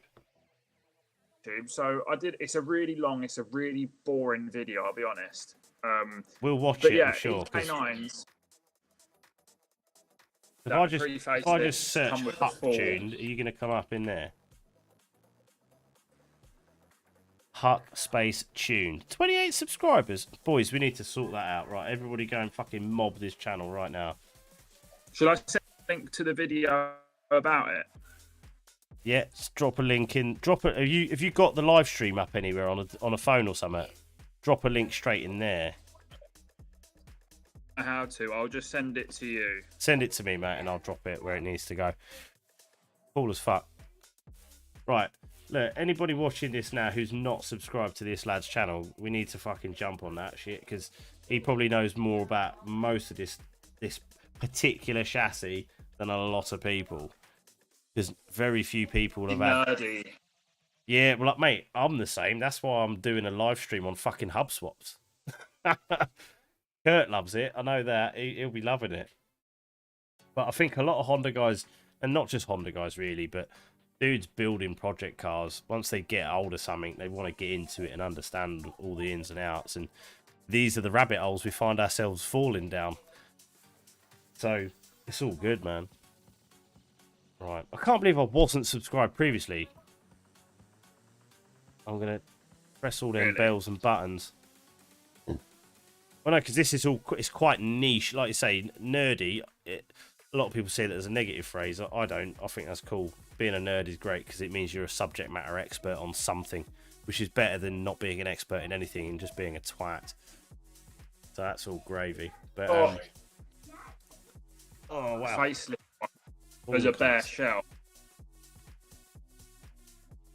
So I missed what we said about because for some reason there's a slight delay. When you start speaking, it cuts you out, but when after about a second, it brings you in. So the EJ9 pre-facelifts, they only had like nubbins with the headlight hangers on, and so the pre-facelift Type R actually had the same crash bar as the facelift. Oh, that's interesting. Oh, there we go. You've just gained a new subscriber. Bought, built, broke. Mr. Noble Chieftain, please remind me of your actual name because you've got too many usernames. I've got Dale stuck in my head. Is that right? I might be wrong. But yeah, that's cool as fuck. So that's going to get ripped back to nutting and done proper job. Look at that. That ain't too bad. It's a little bit scabby under the front frame there and the wheel arch. Dale is Dale, yes. New panel. So that again, new panel.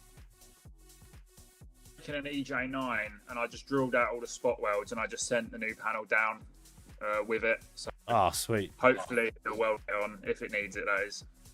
I'll tell you what, I had a hell of a job. You know the bumper brace and headlight brace, which bolts into the front of the wing there, bolts on the front of the inner wing.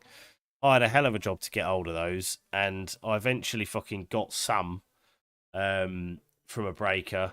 But people didn't even know what I was talking about. I was trying to ask for this part. I was sending them Honda drawings with the part on, and I knew I needed them because when I put my wings on, and I could, they were flapping around like nobody's business on the corner of the headlight, and I was like, nah, there's got to be something goes in there. And that's when I did the digging and I see the difference. I was like, fucking hell, right. So it took me ages to get hold of a set of those. Oh mate, look at that. See, with all her clothes on, she looks a fucking doll. 6-foot car. Any closer, you start to notice all the little bits. Yeah, 6-footer. I can see the bumper's not fitting properly under the wing on that corner there, in that particular picture on the side on one. It's rotted out the corner of the wing, so I need to get a wing. And I assume that's just a generic EK chassis wing. It's not a special wing for the Type R, like a lot of people would have you believe. 9 rear wings, facelift and pre-facelift, are the same, except the base plate on one of the models is plastic, and on one of the models is like aluminium cast. What's that? The boot lid wing. Huh? Talking about, or are you talking about something else? I was talking about the front wings, fenders for the Americans. Yeah. No, they're the same.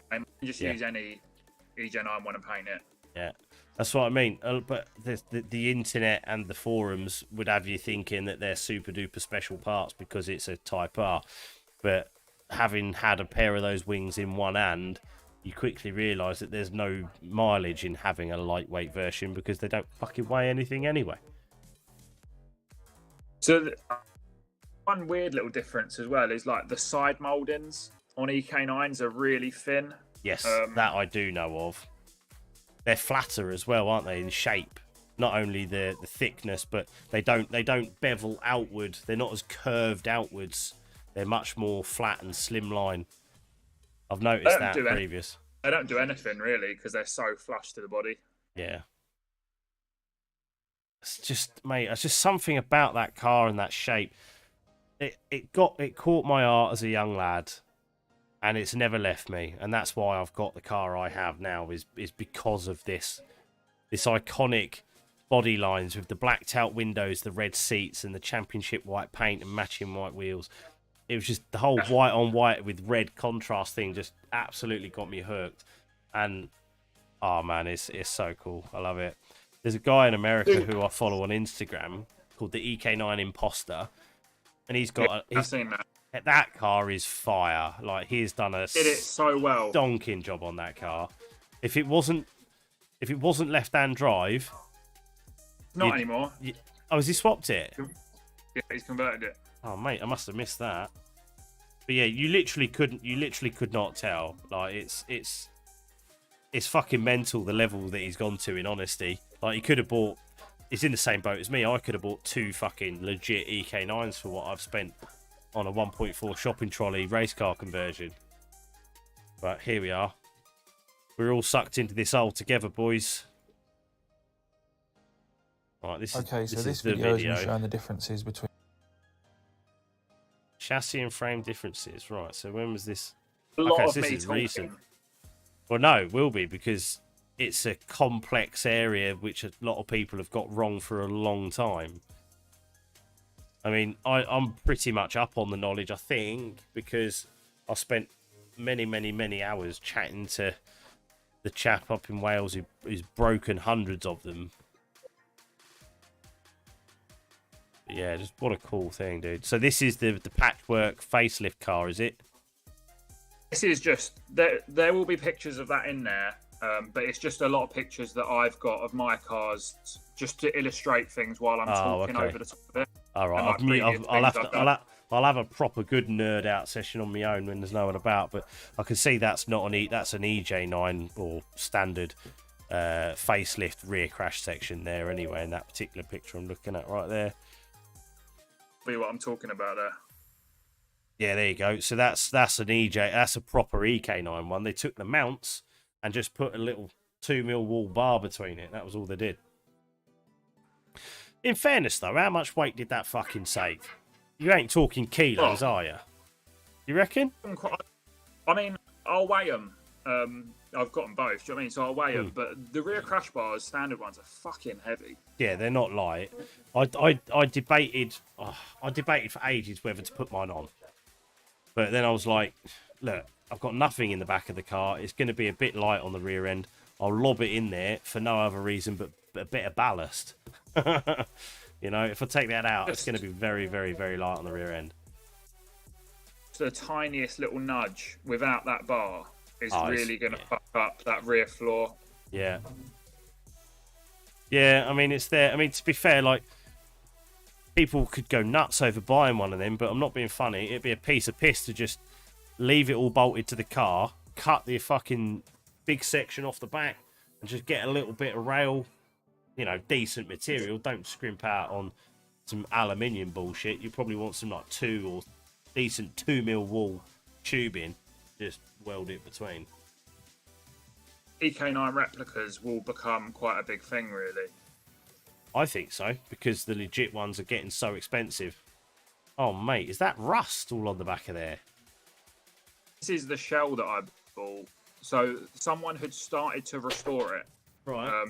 Started taking it back to bare metal and then just stopped. I don't know what the story is behind it, because I bought it off a bloke on Facebook Marketplace for 500 quid.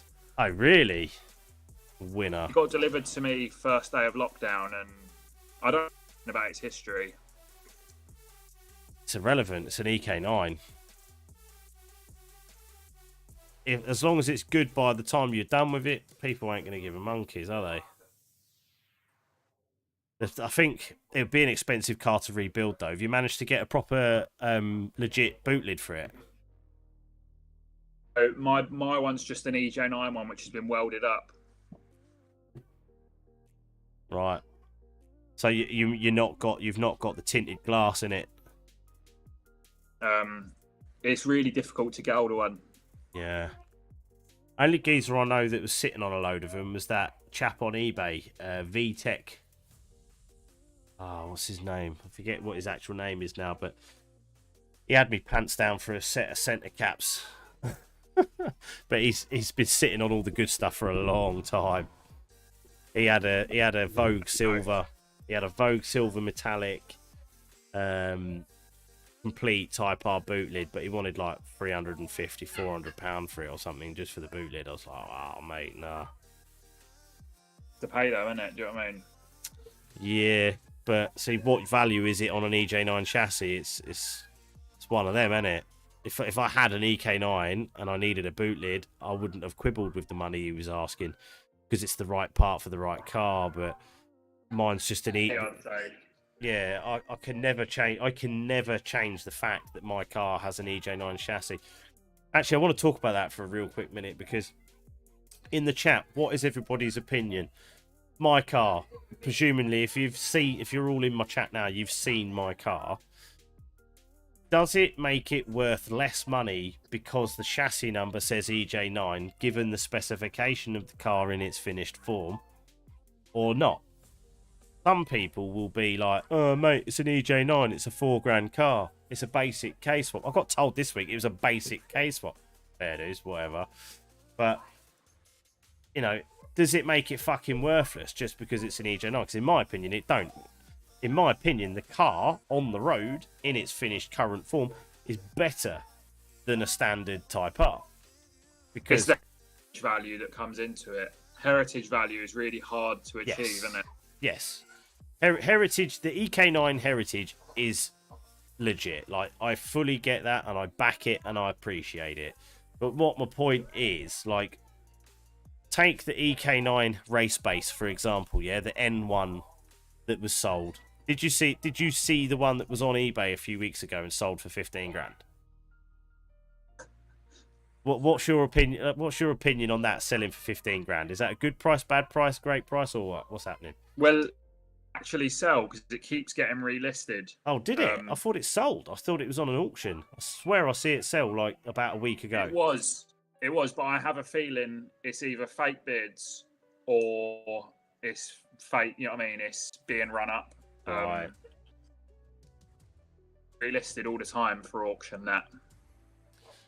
What do you reckon that should be worth compared with the same age and mileage of the retail version EK9? So it would be an RX model because it's that era, that age. The N1 is obviously a more basic model, but it then has that rarity value. It's hard to put a price on like rarity and what people will pay for it. See, now I will go on record at this moment right now and say I would pay you more money for that N1 car in the condition it was in over any fully restored EK9 retail car.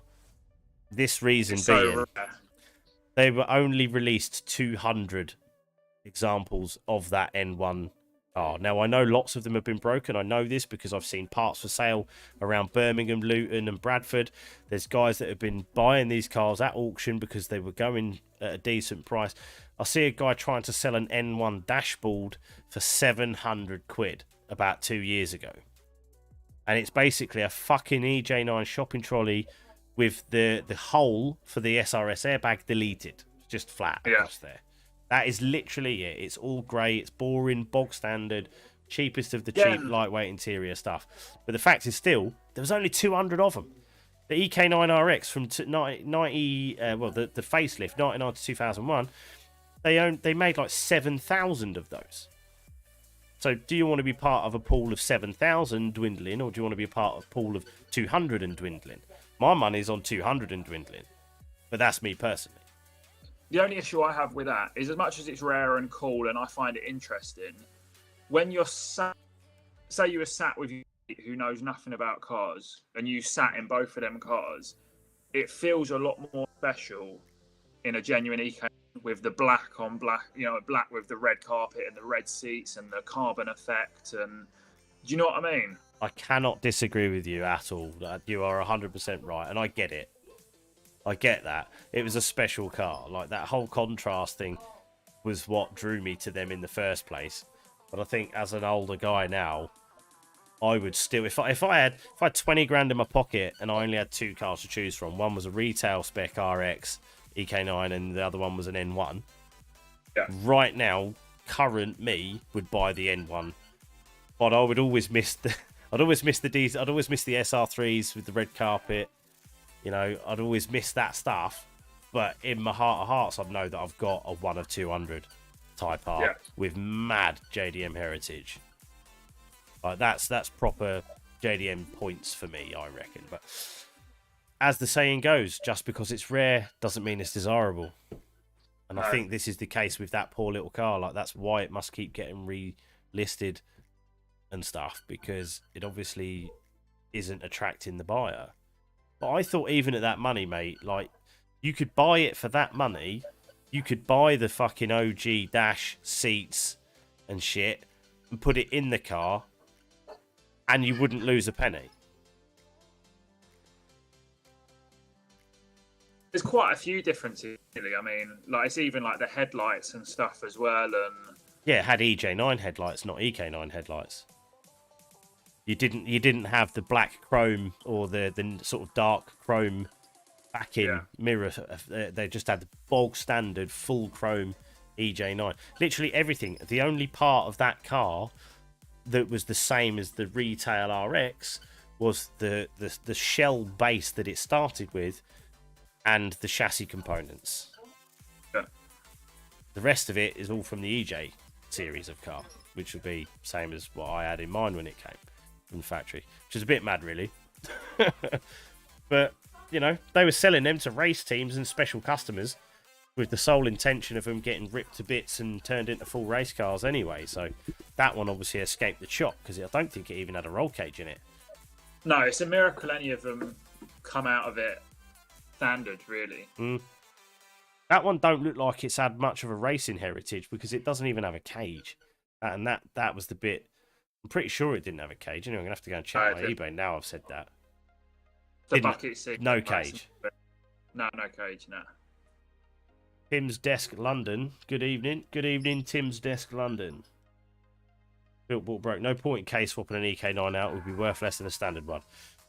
We have hit the bottom and we are on the way back up the arc in the price curve. The bottom's long gone, isn't it? People are turning them back to stock. Full stop. Not everyone cares about the money. I mean, I'm returning mine back to stock because of the money. But I mean, not everyone's asked. You know what I mean? Some people just want a K-swapped EK9. Like, it doesn't matter to them. I think, to be fair, an EK9... I don't think it would necessarily be worth a huge amount less. Worth possibly less, yes. But how much? It might limit your customers, but it won't change the value, I don't think. If it's done properly and well. What's going on here? Got some bloody bullshit going on there. Yeah, I mean, I'd have a fucking K-swapped EK9 tomorrow. Because I know what a K-swapped EJ9 goes like. And it's awesome. So, like, why wouldn't you want the more desirable chassis? I guess the only problem there is they're at an age and value now where they're going to be far less beaten on than they have been ever before, because they are now becoming collectible, they're becoming sought after, and it's also getting very hard to find nice ones. I think all the real nice ones have been hidden away. They're on eBay for 20 grand. Yeah. I'm not sure they're quite worth 20 grand yet. 15 to 17, yeah.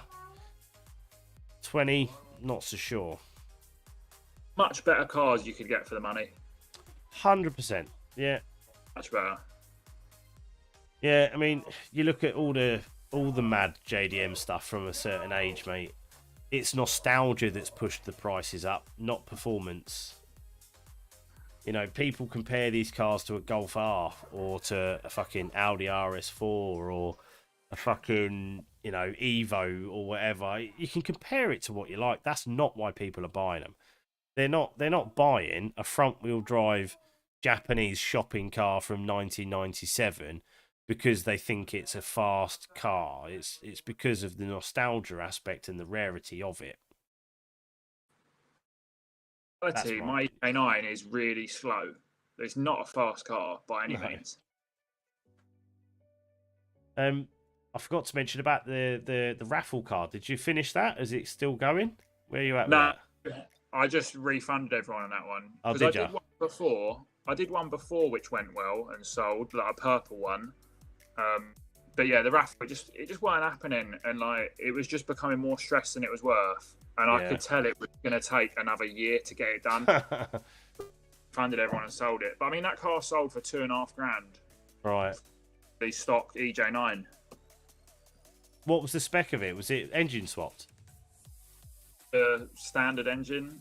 It had a lot done to it. Like it had been serviced, every single cam belt and all the fluids, but it was on just, you know, max speeding rods, coilovers, been painted black. A quick on it. That was it. Was it a nice paint job? No. To be honest. So you've probably done all right out of that at $2.5 grand then, from the sounds of it. I mean, like, I think that is just sort of the value of solid, rusty manual EJ9s now. They can go for that. Was it proper solid then for rust and that? Yeah. I had that car from when I was 17. That was the one which I originally 5-stud swapped and I turbo swapped it. Right. And then when I got my EK9 shell, I swapped everything over. Right. Pulled the shell off, it got rebuilt, and then I bought it back. Man, how these cars fucking go round and keep coming back in, innit? Where's my little bloody thing gone? That highlight.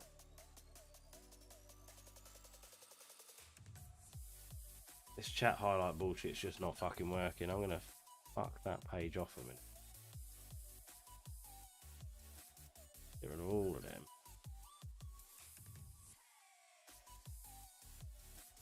So this stupid software won't let me apply back. Oh, there we go.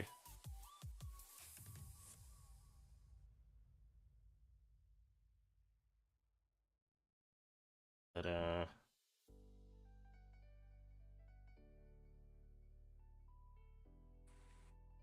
Showing up on the screen now. Thing. Come on. Why's it not working? Ah, it's because I ain't got it on the right screen. I think.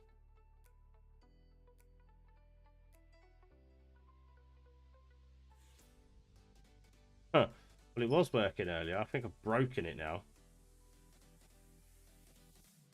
Right, WGB is on.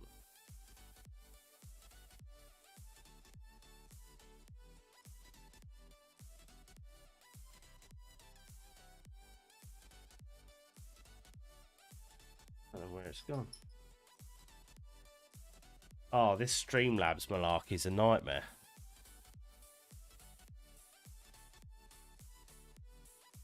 Select option. Window, Streamlabs desktop, settings window, countdown, or live stream chat.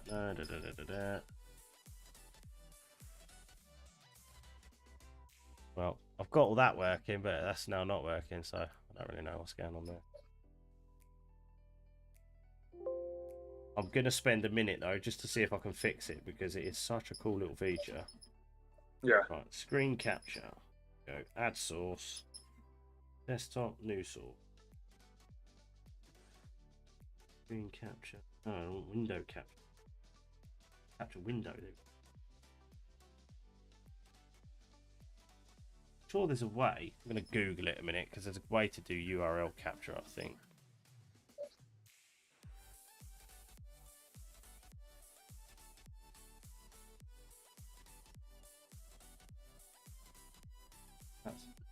Oh. Show me the whole damn thing now.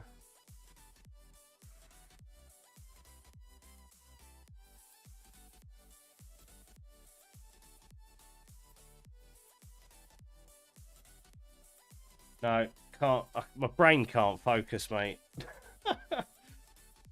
Can't focus on two things at once. I am an actual typical dude. I cannot multitask. I can't fix my broken stream whilst trying to talk about anything. And it's now completely vanished. Widgets. Super chat. Chat highlight. See, the standard Streamlabs chat highlighter doesn't work because it doesn't pull the chat in properly.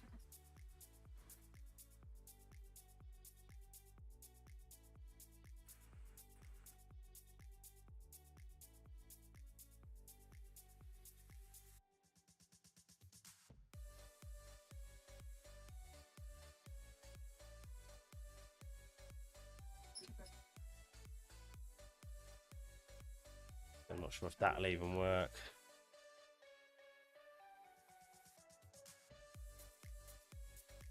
Tim's desk, London. He said good evening and never come back. He might still be here, I don't know. Test comments, just trying to fix this shizzle. Yeah, so it doesn't even bloody work. That does not work. Get rid of that one.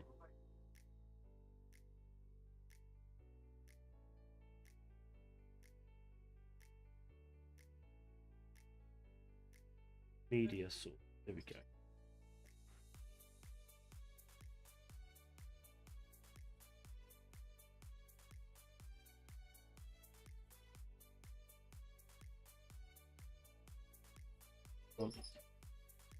Oh, I need to Google it.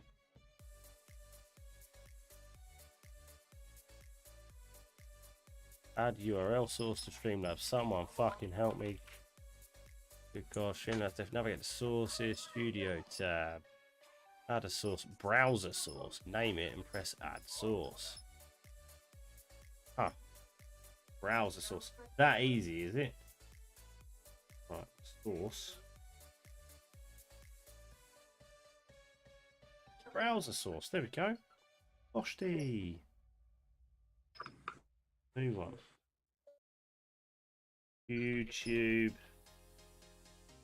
Chat comments. Add source. URL. Hold on. Come on.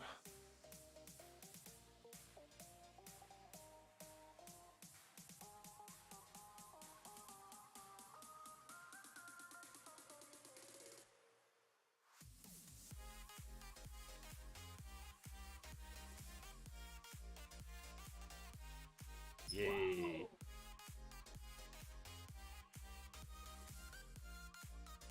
Fixed it. Well, sort of fixed it. Anyway, slightly different way of fixing it, but it's there. There we go. Thank you for anyone that actually did bear with us on that one, but I've actually finally fixed that shit now. Happy days. Da, da, da, da, da. Still with us, Joe? Yeah.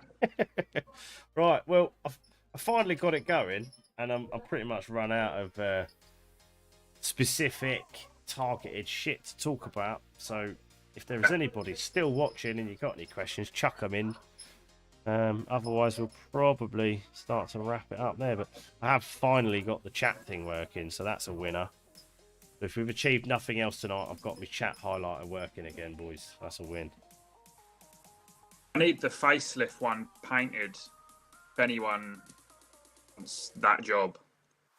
I do know a guy personally who is a painter, and he's exceptionally good. As for cost, I don't know where your pain threshold is. He's not going to be one of these guys that's like, you know, a 15 grand paint job. But he's not going to be one of these guys that's going to do you a £1,500 paint job either. Yeah, so I've been quoted about $4 grand for a metallic paint job. It'd probably be not a million miles off that, if not less. I'd have to chat to him, but the quality of his work I can hand on heart vouch for as being exceptionally good. He's the only guy I would want to touch mine, if I'm honest. I need to get it done in a red metallic, similar to the one that I had before. You know, I had that B16 the one you won. Turbo. Because I shouldn't have got rid of that car. It was a fucking massive mistake. That had some money in it, that thing. What are you talking? It also had 20 grand build? It also was 15, he said he had into it. Fair play. Some issues as well, which is what upset me. And then I made a rash decision and got rid of it. Do you know what I mean? Right. Yeah. The benefit of fucking 2020 hindsight, mate, is you're probably sitting there going, oh, well, I should have just fixed the issues, isn't it? I know it sounds really petty, but like, obviously I won it and then immediately found out that I needed to spend money on it. And I was just like, fuck this. Do you know what I mean? I've got other stuff to do. Yeah. Mate, I'd be pissed with that. You know, I'd be pretty pissed with that too, because you won it, like you say. If it's a fucking prize, you expect it to just be ready to rock and roll, right? Like, it had wheel bearing issues, which, you know, I thought these cars might have been on a ramp and safety checked first. I don't think they are.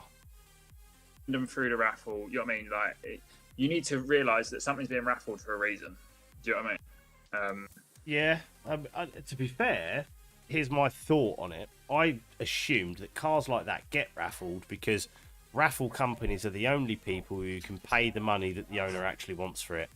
And I think I even messaged you around the time, wasn't it? I was like, this is actually pretty cool. Like, I'm not into buying tickets for raffles all the time. I do buy tickets for raffles, and every now and again I'll get a bit nuts and I'll buy loads. But the thing for me is, like, my car, personally, like, I've probably got 15, 16 plus thousand quid in that car. Yeah. I actually haven't done I haven't done a full total. And to be honest, it's sort of irrelevant at this point. Now, in order to sell that car, I personally reckon it's worth 12. Other people are going to disagree. That's fine. They'd pay that. Yeah, but a raffle company sell 30,000, 40,000 tickets. Exactly, and that for me is a bit of that's a good thing, like, because it keeps cars like that in one piece, and it allows them to live on and be enjoyed by other people. But it ain't no good if they're fucked or they need working on. Do you know what I mean? That's a problem. It just wasn't as described. Do you know what I mean? Right. So it had obviously the wheel bearing issue, which for me wasn't on. Do you know what I mean? Like, it was a very powerful car, and like, I thought that was out of order that I was sent out the door with a potential safety issue. Yeah. It had a rust hole in the rear arch. Yeah, that's pretty shit, to be fair. No. After driving, I drove it about 150 miles, and then you could see on the rear arch a piece of filler was starting to peel off. Oh, really? It hadn't been painted that well.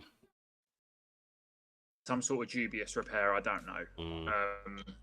Because there was a back and forth about, we had this done, he had this done, all this bullshit.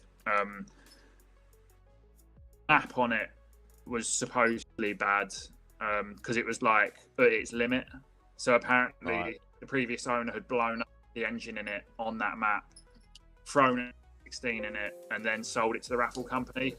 So then I found out that I needed to do rust repair, I needed to do a wheel bearing, and I needed to get it remapped. I was just like, I don't know. Mate, you're in for a couple of grand by the time you finish fucking about, because that's only what you knew about. Like, you know how these things go. When you start digging in, you're gonna find other stuff, aren't you? And you're probably gonna want to fix that other stuff whilst you're doing that as well. Stripped it down and chucked all of the good shit on it onto my facelift EK9. Yeah. Yeah. I did it for my pre-facelift EK9 is what I did. Yeah. Chapter.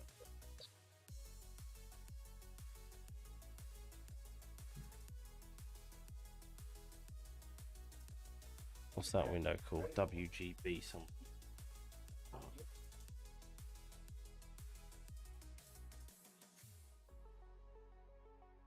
Oh, mate, it's fucking not having it. Not having it. Stupid ass chat thing. I need to find a new streaming software because this one's just winding me up. Right, boys. Well, mate, thanks for spending your time with us on a Friday night, mate. I'm sure we covered loads of that hub swap stuff as well. So, anybody watching this video at a later date, if you made it 2 hours in, fucking fair play. And you might have learned something or you might not have learned something. So, you know, we're going to try and do a bit of stuff on a relatively regular-ish basis. We're going to try and pick out some cool Honda stuff and go into a bit of detail on it. Because doing a 9 or 10-minute, 20-minute video for YouTube is great. But this is just like having a chat with your mates. You can chew the cud and go into a bit more detail on stuff. So, anyway, Joe, really appreciate all your assistance, mate. Much appreciated indeed. And I'm sure we'll be in touch, chatting more nerdy Honda shit. Stuff, I know it. Yeah, man. Sweet deal.